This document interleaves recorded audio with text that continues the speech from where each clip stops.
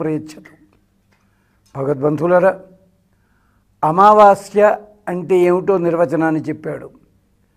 చతుర్దశి కాగానే తరువాతి రోజుని చంద్రుడు తన 16 కళలలో 14 పోగొట్టుకున్న తరువాత 2 కళలతో మిగిలి ఉంటాడు. ఒక కళని పితృదేవతలకిచ్చి ఆప్యాయనం చేస్తాడు. ఆ కళ వల్ల నెల రోజుల పాటు పితృదేవతలంతా కూడా ఆకలి తీరిపోతుంది. వాళ్ళకి మళ్ళీ నెల రోజుల వరకు ఎదురు చూస్తారు. ఇక తరువాతి కళ ఉంటుంది, అది సూర్య భగవాను లోపల చేరుతుంది అమా అనే కిరణంలో. అందుకని ఆ రోజు అమావాస్య అవుతుంది.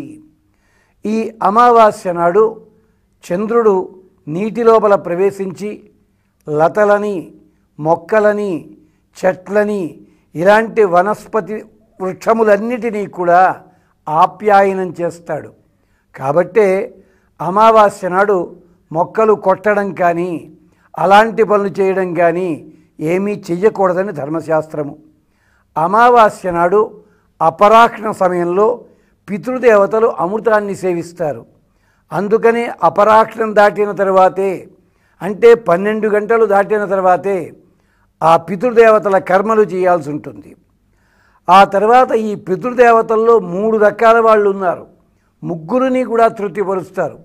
ఒకళ్ళెవళ్ళు అంటే సౌమ్యులు, అంటే బుధుడే ప్రధాన దైవంగా కలిగిన వారు.